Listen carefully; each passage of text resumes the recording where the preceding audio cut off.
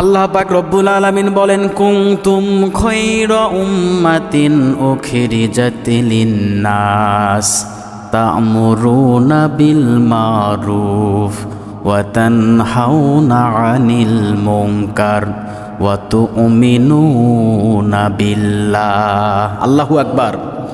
সূরা আলী ইমরান 4 নম্বর পারা 3 নম্বর সূরা 12 নম্বর রুকুর 110 নম্বর আয়াতের প্রথম অংশে আছে আল্লাহ পাক বলেন, কুনতুম খায়রা উম্মাত, তোমরাই শ্রেষ্ঠ জাতি, তোমরাই শ্রেষ্ঠ উম্মত। মানব জাতির কল্যাণের জন্য তোমাদের আবির্ভাব হয়েছে।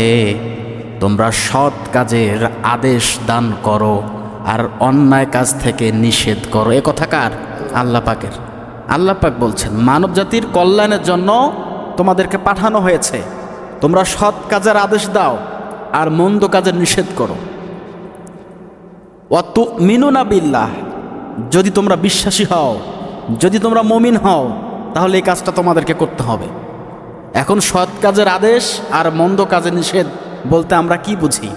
তাফসিরে মারিফুল কোরআন পড়েছি, সৎ কাজের আদেশ আর মন্দ কাজের নিষেধ তারাই করতে পারে যে যে দায়িত্বে আছে, যে যে স্থানে আছে, তার সাধ্য অনুযায়ী কোনো ভালো কাজের আদেশ করবে, এটা তার দায়িত্ব।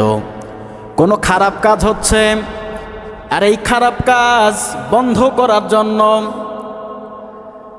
ওই ব্যক্তির যে সামর্থ্য আছে, যে শক্তি আছে, ওই শক্তি থেকে তাকে ওই মন্দ কাজের বাধা দেওয়া লাগবে। এর নাম হচ্ছে তানহাউনা আনিল মুনকার। মানে আপনি যে দায়িত্বে আছেন, এ দায়িত্ব আপনাকে পাওয়ার আপনাকে খাটাইতে হবে। যতটুকু শক্তি আপনার আছে, ওই শক্তি দিয়ে ওই মন্দ কাজের বিরুদ্ধে আপনাকে লেগে যেতে হবে।